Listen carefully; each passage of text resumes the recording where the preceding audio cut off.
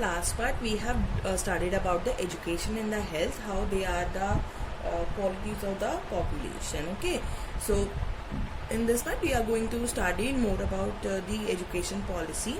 Our national education policy, sorry, not education, our national policy 2 aims at improving the accessibility of health care.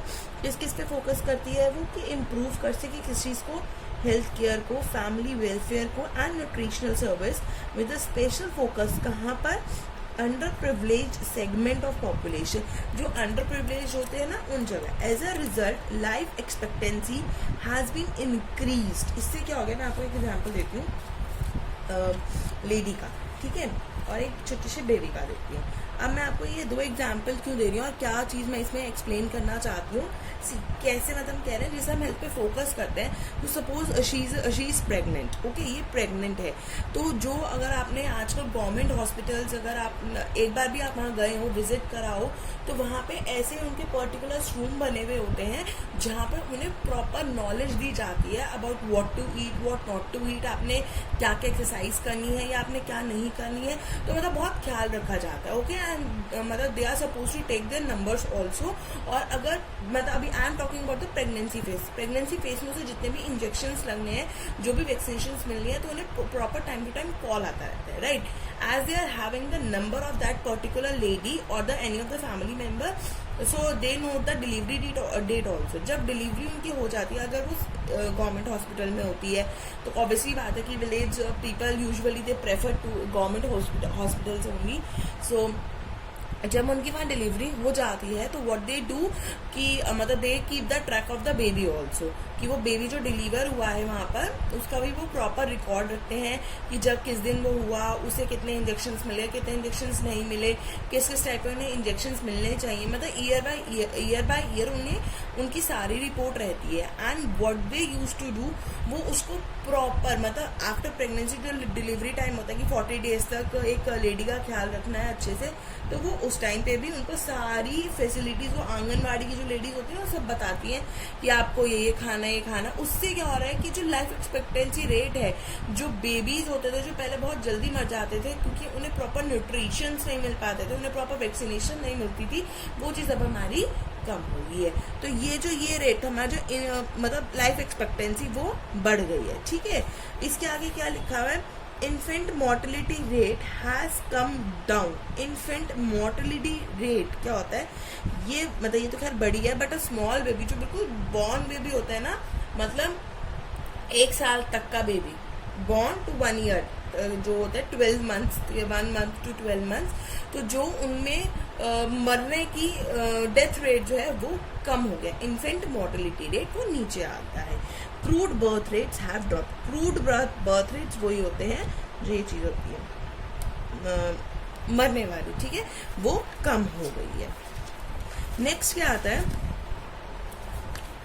Increase in life expectancy and improvement in child care are useful in assessing the future progress of the country.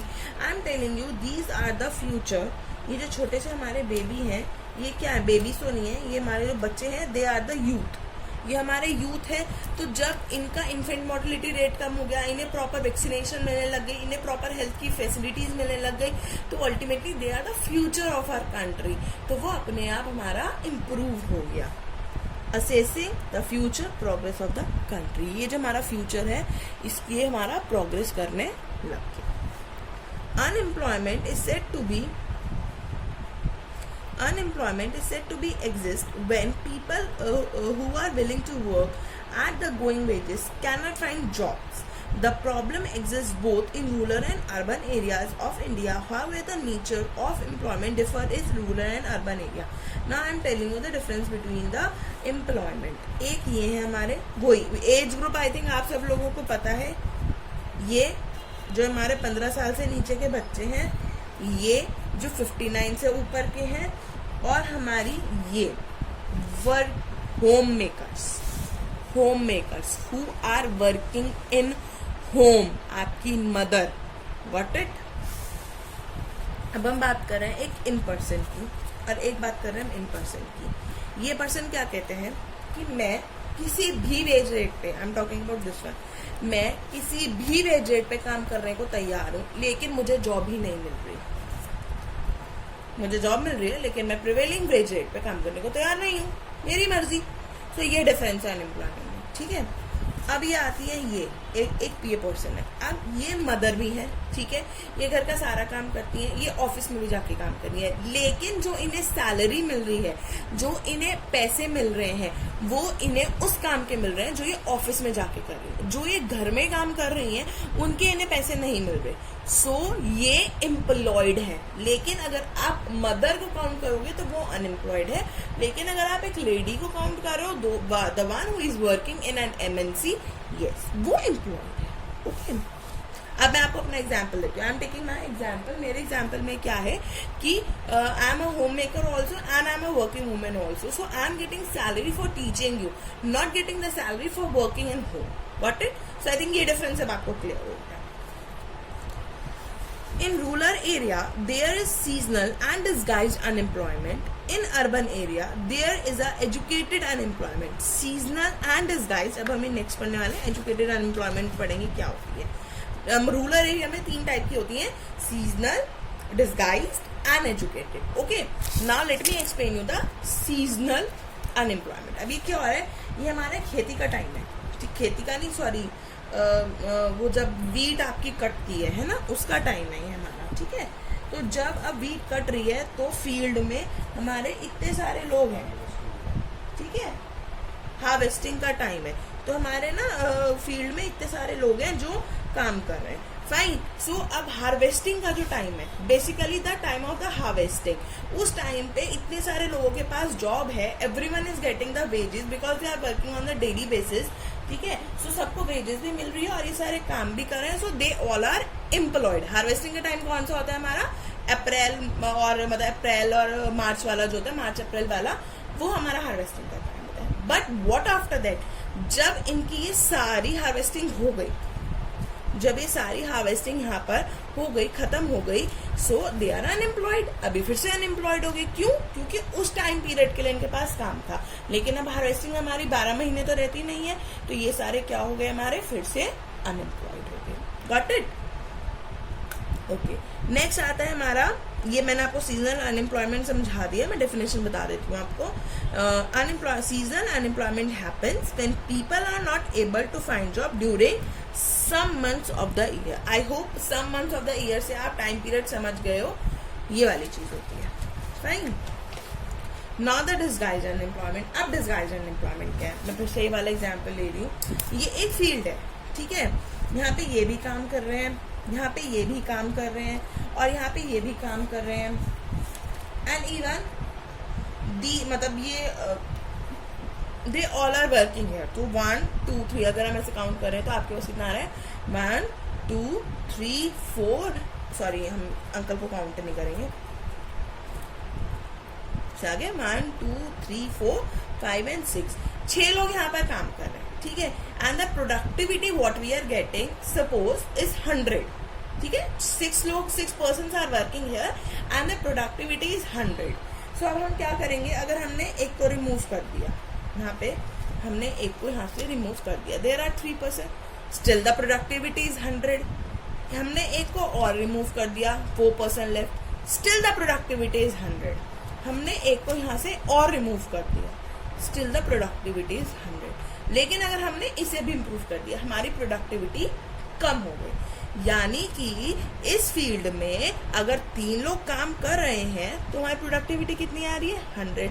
और यहीं पर अगर यहाँ पर हमारे 6 लोग काम कर रहे हैं तो भी हमारी प्रोडक्टिविटी 100 आ रही है। It means these 3 persons are working extra in this field. इनके होने से या ना होने से कोई भी फर्क नहीं पड़ता, बल्कि अगर ये तीनों कहीं और चले जाएंगे, सपोज करो ये 3 तो यहाँ काम कर रहे हैं, अगर ये तीनों कहीं और जाके काम करेंगे तो इनकी भी प्रोडक्टिविटी जो है वो बढ़ जाएगी, कहीं और जाके भी काम करेंगे, they will also earn a high amount.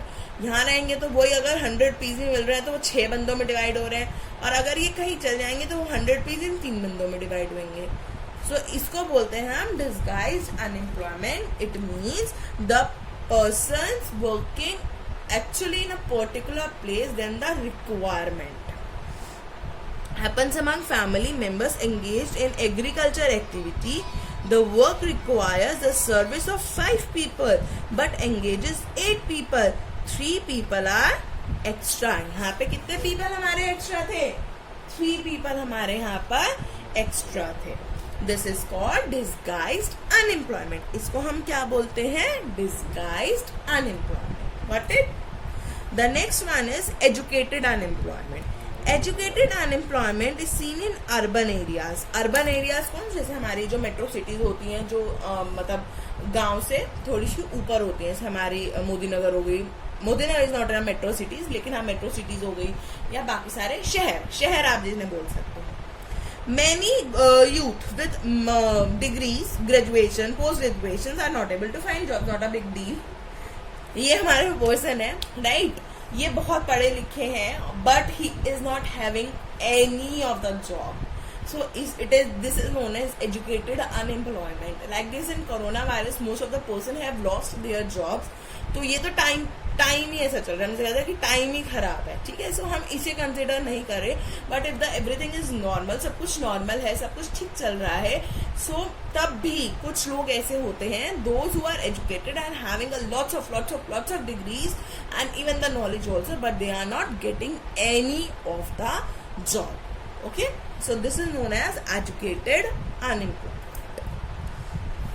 Now technically qualified persons are also facing the problem of unemployment. ये कब होता है? ये शॉर्ट टाइम पीरियड के लिए होता है. अब ये शॉर्ट टाइम पीरियड कैसा होता है कि ये हमारे पर्सन है, ठीक है, ये क्या कर रहे हैं, हम इनकी बात करते हैं साथ में. ये हमारे एक पर्सन है, ये थोड़े से ओल्ड एज है, ठीक है. आप ये वाला इनका ये भूल जाओ. ये पर्सन है, थोड़े ओल्ड एज है, और अब ये जिस कंपनी में काम कर रहे हैं, वहाँ की कंपनी की टेक्नोलॉजी जो थी वो पहले थोड़ी ओल्ड टेक्नोलॉजी थी, लेकिन अब बिल्कुल न्यू एंड अपडेटेड टेक्नोलॉजी आ गई है, ठीक है. So the person who is of more age, उनके लिए नई चीज को ऑप्ट करना और मतलब बिल्कुल न्यू टेक्नोलॉजी को ऑप्ट करना. ऐसे आप लोग देखते होंगे कि भाई आपके मदर एंड फादर अब भी अपने फोन्स को इतने अच्छे से ऑपरेट नहीं कर पाते जितने अच्छे से आप लोग कर लेते हैं ना. सो उनके लिए थोड़ा सा डिफिकल्ट हो जाता है. तो कंपनी क्या कहती है कि भाई वैसे भी you are at the age of the retirement, so आप मतलब भाई you can quit the job and हम बिल्कुल यंग जनरेशन को ले लेंगे, because he is at the youth who is using the technology and who can understand all the softwares very easily. So ये उसको ले लेंगे. So the मतलब अनएम्प्लॉयमेंट प्लेस तो उनकी इन्होंने ले ली, but he can work for some more time. लेकिन कंपनी ने उन्हें जॉब क्विट करवा दी, उन्हें फायर कर दिया, या उन्हें खुद बोल दिया कि आप रिजाइन कर दो, बिकॉज टेक्नोलॉजी अपडेशन आ गई है. सो ये यूजुअली इतने टाइम नहीं रहती है, बिकॉज आज के टाइम में टेक्नोलॉजी बहुत फास्टली अपडेट हो रही है. सो इंस्टीट्यूट, अब जो हमारी कंपनीज होती हैं, जो इंस्टीट्यूट होते हैं, वो खुद ही ना बहुत जल्दी उन्हें वो करते रहते हैं, ट्रेनिंग देते रहते हैं, so that they can use their software very easily. Fine. The employment scenario in 3 sectors does not match with each other. 3 sector, primary, secondary, tertiary sector, एक दूसरे से बिल्कुल भी मैचअप नहीं करते हैं, ठीक है. जो भी एम्प्लॉयमेंट से आप ये कहो कि भाई एग्रीकल्चर सेक्टर में तो ज़्यादा एम्प्लॉयमेंट है या कम एम्प्लॉयमेंट है, या टर्शरी में या सेकेंडरी में, सो वो मैचअप नहीं करेंगे, ठीक है. तीनों का क्राइटेरिया अलग अलग होता है.